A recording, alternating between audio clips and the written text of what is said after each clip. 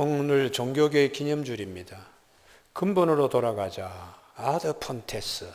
말씀으로, 믿음으로, 오직 은혜로, 그 근본으로 돌아가게 되는 그런 것을 생각하는 오늘 종교개혁 기념주일입니다. 오늘 종교 기념주일을 맞아 하나님이 우리에게 주시는 말씀의 시작은 이렇게 됩니다. 13절. 그런즉 우리가 다시는 서로 비판하지 말고 도리어 부딪힐 것이나 거칠 것을 형제 앞에 두지 아니하도록 주의하라. 우리가 다시는, 아주 단호한 결의요, 단호한 권면입니다. 두 번 다시 죄 짓지 말자. 두 번 다시 비판에 빠져서 죄를 짓지 말자. 우리가 살아갈 때 잘못된 것을 반복하지 않겠다는 결단과 권면이 다시는 이라고 하는 거지요. 그래서 모든 사람이 다 죄를 범하였음에 하나님의 영광에 이르지 못하더니 그리스도 예수 안에 있는 속량으로 말미암아 하나님의 은혜로 값없이 의롭다 하시며 얻은 우리 새 생명은 우리가 다시는 죄의 소굴로 들어가서 죄의 무기가 되고 죄에 우리 자신을 들이지 말아야 되지 않느냐 하는 말씀이지요. 그래서 우리가 예수님도 오셔서 현장에서 가늠하다가 잡혀온 여인, 돌에 맞아서 죽을 그런 자리에 있는 여인에게 주님께서 하시는 말씀입니다. 나도 너를 정죄하지 아니하노니 가서 다시는 죄를 범하지 말라. 이 말씀은 죄의 유혹, 우리 옛사람, 죄의 본성이 우리를 쉽게 놓아주지 않는다는 것을 또한 말씀하고 있습니다. 주님이 지금 죽을 자리에서 여인을 살려내었습니다. 죄 없는 자가 먼저 돌로 치라 할 때에 많은 사람은 흥분했던 그런 사람들이 손에 들고 있던 돌을 다 놓고서 한 사람씩 두 사람씩 다 빠져나가는 자리에 너를 정죄하는 사람이 있느냐? 아무도 없습니다. 나도 너를 정죄하지 아니하노니. 예수 그리스도는 우리의 모든 죄를 대신 다 갚으시는 분이시니까 주님은 그 속량으로 말미암아 우리에게 새 생명을 주셨기 때문에 가서 다시는 이런 죄의 유혹에 자기 자신을 내어주는 그런 일이 없도록 하라고 부탁하셨습니다.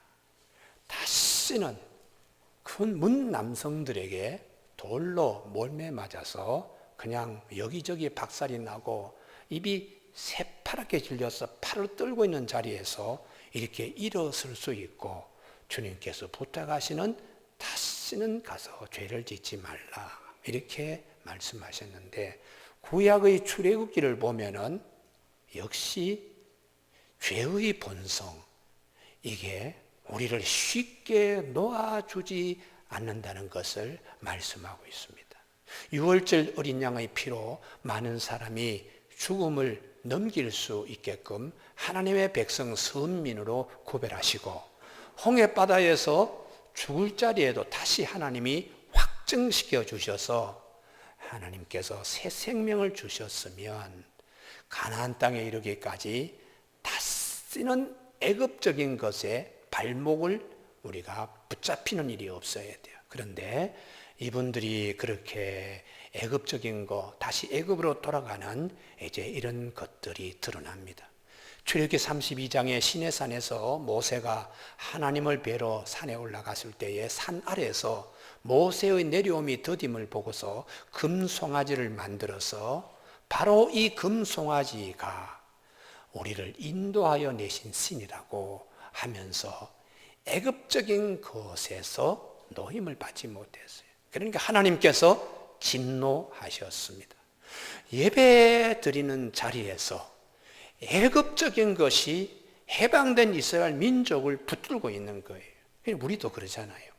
예배 시간에 온전히 하나님이 나에게 새 생명을 주셨는데 하고 전적으로 혼신의 힘을 다하여 예배 드리는 분도 계시고 그런 시간도 있지만 때로는 예배 시간에 다른 것들이 와서 나를 방해하는 경우가 많습니다. 쉽게 하나님의 그 지성소로 들어가게 하는 일에 놓아주지 않는 일들이 많아요. 그래서 예배 드릴 때에 근심, 걱정, 염려, 죄 이런 것들 다 사죄의 시간에 다 정리해야 돼요. 그리고 난 다음에 하나님이 나에게 주시는 세마포가 무엇인가? 하나님께서 나에게 새 떡을, 누룩이 없는 새 떡을, 진리를 나에게 주시는 영의 양식을 취하는 일에 우리가 힘을 다해야 되는데, 내 안에 있는 죄성이 누구를 미워하고 누구를 판단하고 만족하지 못한 이런 것들이 나를 하나님의 지성소 신앙으로 들어가는 일에 놓아주지 않고 붙드는 경우도 많이 있습니다. 그리고 이스라엘 백성들이 먹거리 문제로 민수기 11장 5절에 우리가 애굽 있을 때는 값없이 부추도 먹고 파도 먹고 마늘도 먹고 정력을 키울 수 있는 이런 것을 하나님 애굽에서는 먹을 수 있는데, 하나님이 인도한 광야에서는 우리 기력이 쇠하였다, 만나 외에는 먹을 것이 없다고. 먹거리에 있어서 옛사람 애굽에서 먹었던 식습관, 정력이 주된 거기에 포커스가 있습니다. 육체의 정력입니다. 그런데 이 광야에 와서는 만나밖에 없다고. 새 생명을 누린 우리에게도 교회 오니까 늘 그냥 십자가, 부활, 사랑 늘 그거밖에 없어. 좀 더 새로운 호기심을 유발시키는 엔터테인만한 거, 혹은 또 우리의 지적인 것을, 세상적인 지식도 좀 많이 공급해는 이런 것들을, 육신의 삶에 필요한 그런 것들을 주지 않는다고 불평하는 내 속에 거짓된 자아가 나를 지성소 신앙, 그리고 누룩 없는 하나님의 생명의 말씀을 취하는 일에 쉽게 놓아주지 않는 것을 볼 수가 있습니다. 그리고 민수기 14장 3절 이하에 12명의 정탐 가운데 10명이 있었는데 그 10명의 군중대회에 아주 선동합니다. 가나안 땅에 우리 못 들어갑니다. 그 땅은 우리를 삼키는 땅이고 거인들이 있기 때문에 우리는 그들 앞에서 메뚜기 같으니까 차라리 애굽으로 군대 장관을 세워서 돌아가는 것이 낫겠습니다.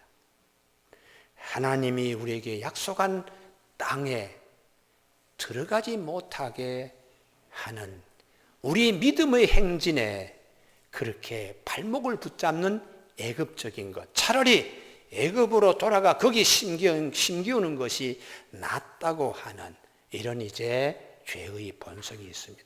오늘도 우리가 아이고 주님 어서 오시옵소서, 그리고 천국 어서 갔으면 좋겠다 하는 신앙을 가는 데 비해서 이 땅에서 즐겁게 살면 되지, 무슨 천국이 있나, 무슨 부활이 있나 하는 옛사람의 죄의 본성이 우리에게 하나님이 주시는 그 귀한 그 젖과 꿀이라는 그 자리에 나아가는 걸 발목을 붙잡는 경우가 있지요.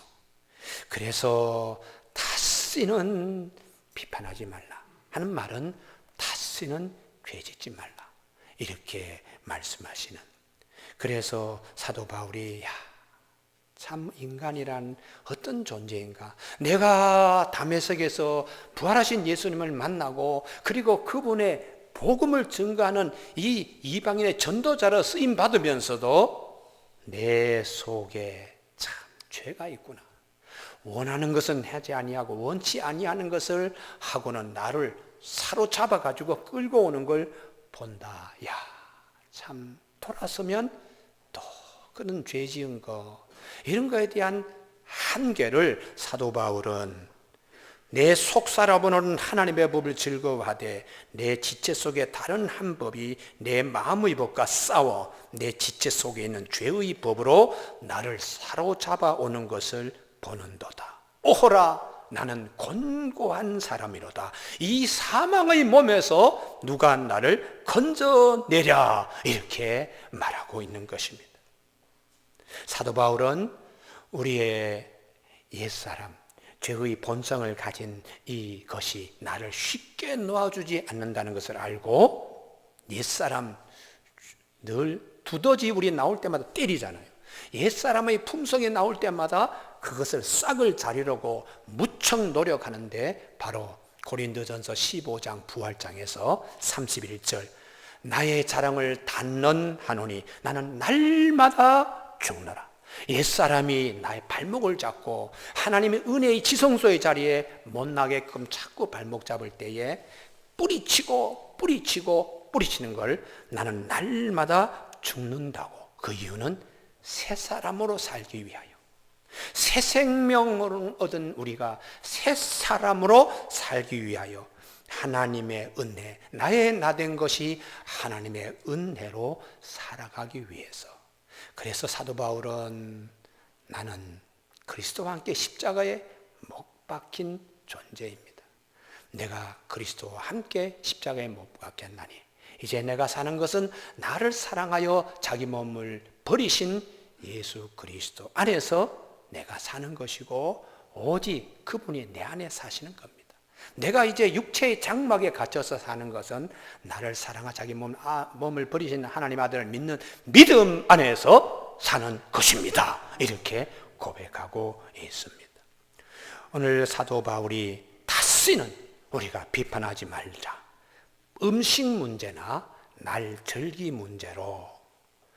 그리고 사도 바울은 10절에서도 내가 어찌하여 내 형제를 비판하느냐, 어찌하여 내 형제를 없이 여기느냐.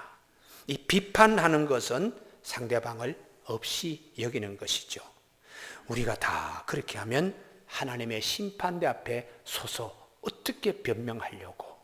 1만 달란트의 빚진 자가 100데나리온도 용서하지 못할 때에 왕이 이놈 옥에 집어넣어, 이렇게 하는 비유를 주님이 말씀하셨습니다. 사도 바울이 우리가 다시는 음식 문제와 이런 나라의 문제로 다시는 비판하지 말자 하는 것은 아드 폰테스, 말씀으로 돌아가는 것입니다. 주님이 마태복음 7장 1절에 너희가 비판을 받지 아니하려면 비판하지 말라. 너희가 하는 그 비판으로 너희가 비판을 받을 것이요 너희가 헤아리는 그 헤아림으로 너희가 헤아림을 받을 것이니까 하는 주님의 비판하지 말라는 말씀으로 돌아가는 것입니다. 할렐루야. 그래서 내 안에 오늘도 어떤 일에 자꾸 눈에 가시러 보이는 것들이 있을 때에 주님 가시러 보지 않도록 하여 주시옵소서. 그러고 안 하면 내 마음에 정화작용이 일어납니다. 두 번째 생각할 것은 도리어 부딪힐 것이나 거칠 것을 형제 앞에 두지 아니하도록 하라. 부딪힐 것은 걸림돌이고 거칠 것은 덧 함정을 놓는 것이죠. 그래서 내가 이렇게 함으로 그 사람이 넘어지든지 그 사람이 실족하든지 이런 일을 삼가하라는 것입니다. 교우 여러분, 넘어지게 하는 거, 이게 참 우리 안에 죄 짓는 것입니다. 이솝이 어릴 때에 천년들을 많이 알았습니다. 그래서 얼굴이 많이 붉어가지고 사람들에게 혐오감을 줬습니다. 그러니 어린 이솝이 사람에게 사랑을 받을 수 있는 길이 무엇인가 하고 그 어린 이솝이 내면에서 들려오는 지혜에 많이 자기 그것을 개발했어요. 얼굴은 얽어가지고 사람들의 혐오감을 줬지만 그의 아이의 입에서 소년 시절에 나오는 얘기는 사람들이 무릎을 칠 정도로 탐복하는 얘기를 하고 있어요. 그래서 아버지가 이솝을 사랑했습니다. 어느 날 아버지가 어린 이솝에게 얘야 목욕탕에 좀 갔다 와봐라. 공중목욕탕. 공중목욕탕에 사람이 없으면 내가 가고 사람이 많으면 다음날 가겠다. 그래서 이솝이 동토 오기 전에 제일 먼저 이제 간다고 가는데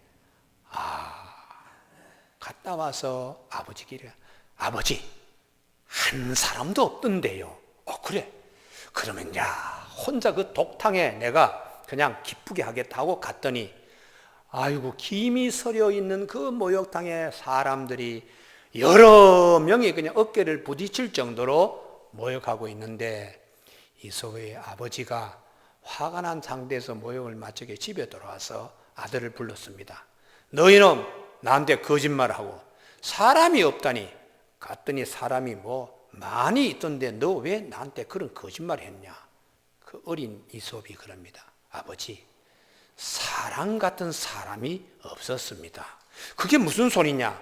아버지 내가 갈 때에 목욕탕 가까이에 돌 하나가 있었는데 사람들이 어느할 때에 그 돌에 턱 부딪혀가지고 그 세면하는 모욕하는 도구도 떨어뜨리고 뭐 그러면서 돌은 치우지 않고 욕만 하고 목욕탕에 들어가는데 오는 사람들마다 다 그 돌에 걸려 넘어지면서 돌은 치우지 않고 걸림돌은 치우지 않고 욕만 하고 들어가서 사람 같은 사람 없네 그러면서 아버지께 목욕탕에 사람 한 사람도 없어요 했다는 것이에요.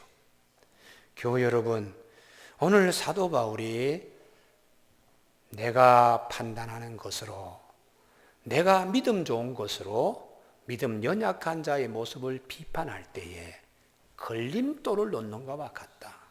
걸림돌을 놓아서 그로 하여금 상처받고 부딪히게 하는 것입니다. 그래서 우리가 하나님의 새 생명 은혜를 입은 자들은 우리 걸림돌 좀 신경 써야 된다. 나의 믿음 강한 것은 좋습니다. 그러나 나의 믿음 강한 것으로 이런 음식 저런 음식 다 먹어도 돼요. 뭐 이런 거 따집니까? 끄림직하게 생각하지 마십시오. 이렇게 믿음 약한 자에게는 그렇게 말하는 것이 넘어지게 하는, 상처 주는 걸림돌이 되는 이런 일이 되기 때문에 주님이 우리에게 주시는 자유함, 이 자유함을 남이 상처받지 않도록 잘 간직하는 그런 신령한 믿음의 사람이 되라는 것이죠. 또 반대로 절기 같은 유대인들은 오순절, 또 초막절, 유월절, 부림절, 수전절에 대한 의미를 종교적인 전통으로 이분들은 소중하게 여기면서 신앙생활하고 복음을 받아들이는데 이방 세계에서 기독교를 개종한 사람은 그 유래도 모르고 또 전통도 모르고 하니까 또 뭐라고 또 그러는 거예요. 그래서 교회 안에 음식 문제 예를 들어 가지고 레위기 11장의 말씀은 되새김질을 하고 굽이 갈라져 있는 초식동물 소나 양이나 염소 같은 것만 먹으라 그랬는데 돼지, 되새김질도 하지 못한 돼지고기는 우리가 먹을 수 없습니다. 이렇게 얘기를 하고 진름이나 비늘이 있는 족이라든지 이런 생선인데 미꾸라지라든지 아니면은 뭐 꽃게라든지 이런 거는 레위기 11장에 어긋나니까 먹지 말아야 된다. 그럴 때 뭘 그런 거 가지고 얘기하겠습니까?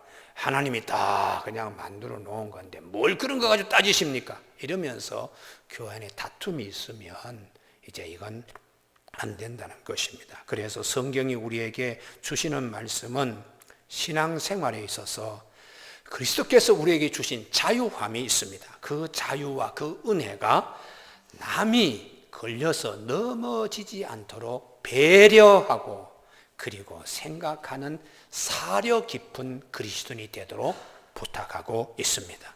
믿음의 세계도 하물며 이러하거늘 이 세상의 자랑거리도 삼가하는 절제가 필요합니다. 어이구 우리 아파트 참 요 몇 달 사이에 5억이 올랐어. 본인에게는 축복이 될지 모르지만 전세를 사는 사람이나 월세를 사는 사람에게는 큰 아픔이 됩니다. 나는 언제 돈 모아서 그 갭 5억을 어떻게 채우나? 이런 상대방의 입장을 생각할 때에 그런 자랑은 할 필요가 없습니다. 또 요즘 입시철입니다. 우리 애는 이번에 수시 모집에서 아주 그냥 합격했습니다. 수능고사 걱정하지 않아도 됩니다. 이러면 아직 수능고사를 치르고 정시를 치를 가정은 마음에 상대적으로 부담과 걸림돌과 그리고 아픔이 되는 것입니다. 교우 여러분, 그래서 사도 바울은 이렇게 말합니다. 모든 것이 가하나 모든 것이 유익한 것은 아니요 모든 것이 가하나 모든 것이 덕을 세우는 것이 아님을 꼭 알아야 됩니다. 누구든지 자기의 유익을 구하지 말고 남의 유익을 구하라. 상대방의 마음에 상처받지 않도록 그 마음까지 잘 통찰할 수 있는 영적 직관력과 지혜를 가지는 것이 그리스도인들의 큰 덕목이라는 것입니다. 내가 축복받은 것으로 그냥 축복에 그냥 눈알이 빠질 정도로 거기에 머무르지 말고 상대방의 아픔까지도 살필 수, 내 눈알이 상대방의 마음에 들어가서 휘저을 정도로 상대방을 생각하는 것이 축복받은 것보다 더 큰 주님의 신령한 복이라는 것입니다. 그럼 이 모든 문제는 어떻게 생기는가? 다 마음가짐에서 생긴다는 것입니다. 14절. 내가 주 예수 안에서 알고 확신하노니 무엇이든지 스스로 속된 것이 없되 다만 속되게 여기는 그 사람에게는 속되니라. 마음에 어떻게 생각하는가에 따라서 그렇게 속되다, 속되지 않다. 그래서 잠언 23장 7절에 대저 그 사람의 그 마음의 생각이 어떠하면 그 위인도 그러한저. 그분이 어떻게 생각하는가에 따라서 이제 그분의 삶의 유형이 결정되는 거죠. 매번 속되다고 하면은 그분은 그렇게 여기는 것 접근도 못합니다. 그러나 하나님이 지으신 것은 다 선하기 때문에 너무 그렇게 끓이지 마십시오. 너무 따지지 마십시오. 은혜로 다 우리가 그냥 감당하십시다. 이렇게요. 그래서 우리 나의 문제나 또 음식의 문제, 이거는 마음의 자세의 문제입니다. 교우 여러분, 사도 바울이 우리에게도 말씀하셨습니다. 하나님이 지으신 것은 선하기 때문에 이런 하나님의 마음으로 대하면 다 그냥 아멘이 됩니다. 뭘 그거 그렇게 그냥 합니까? 그런데 율법에 이제 빠져 있는 분들은 아니 율법에는 먹지 마라 그랬는데 이렇게 이제 할 경우에 다툼이 있게 되는 거죠. 근데 신약 시대에 율법은 이런 거 가리라는 것은 하나님의 거룩한 백성들은 삼가 조심하라고 이렇게 이제 다듬는 일을 하는 거죠. 그러나 예수 그리스도가 오셔서 이제는 복음의 시대는 죄인도 용서하시고 부정한 것도 새롭게 우리가 여길 수 있는 힘을 주셔서 하나님이 우리에게 주신 창조 사역의 창세기 1장으로 다시 돌아가게 하시는 거예요. 할렐루야. 그래서 말씀으로 다시 돌아갈 수 있는 힘을 복음은 우리에게 주는 것입니다. 이 주님의 이 초대의 자리에 베드로도 처음에 선뜻 그 대열에 참여하지 못했어요. 사도행전 10장에 거기 보면 시몬의 집에서 기도할 때에 하나님이 보자기로 음식을 내릴 때에 나 이거 먹어본 적이 없습니다. 어릴 때부터 이런 걸 먹어본 일이 없다니까요. 하나님께서 내가 정결하고 깨끗하게 여기는 것을 네가 속되다고 자꾸 이렇게 내쳐 3번 씨름합니다. 그래서 베드로가 야 이게 뭔가 하고 하는데 성령님이 오셔서 네가 부정하다고 생각하는 거 여기서 벗어나야 된다. 예수님이 오셔서 부정한 모든 것을 다 정결케 하시는 만물을 새롭게 하시는 예수 그리스도의 능력 안에서 복음의 태열에 네가 서야지 이렇게 주님이 불러내시는데 그 걸음을 따라서 이방인 고넬료의 집에 가는 거예요. 이방인 집에 가면 부정 탄다고들 유대인들이 생각하고 그들과 함께 음식을 먹는다는 것은 내가 아주 그냥 시체 만지는 것처럼 그렇게 여기는 몸에 그냥 닭살 돋듯이 이제 그렇게 여기는 자가 복음 안에서 건강해야 되기 때문에 야 이방인들도 유대인들도 하나님은 똑같이 사랑하신다 하고 복음의 안목으로 상대방을 보도록 하나님이 그렇게 하셨습니다. 교우 여러분, 우리 그래서 문제는 마음이죠. 옛사람 벗어버리고 오직 너희 심령이 새롭게 되어 마음이 새롭게 되는 것입니다.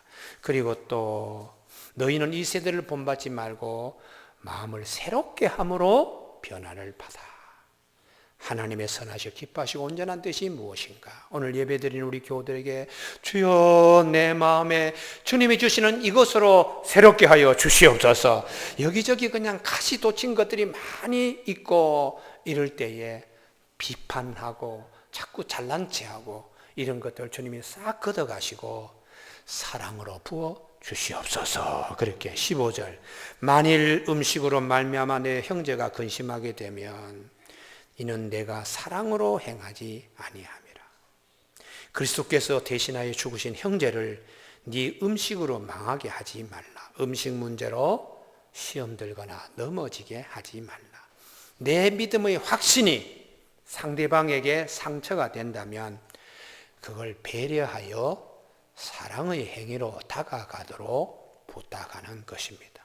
교회 여러분, 그래서 사도 베드로가 젊은 날에는 아주 직선적인 성격이기 때문에 상처들을 많이 준 사도 베드로가 나중에 성령으로 성화되어 성숙한 노년의 노사도가 되었을 때에 사랑밖에 없었습니다.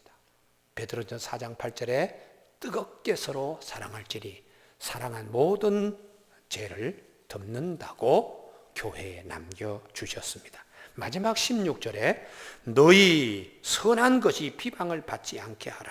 선한 것이 무엇인가? 이게 이제 하나님이 우리에게 주신 은혜, 믿음으로 의롭게 된다는 이 말씀인데, 이게 음식 문제로, 날 문제로 분쟁이 일어나면 교회 밖에서 저 사람들은 늘 그냥 저런 것으로 싸우냐고 이렇게 욕을 먹을 테니까 이런 걸 조심해야 된다는 것이죠. 여러분, 우리 믿음 안에 아브라함 믿음은 어떻게 되는가?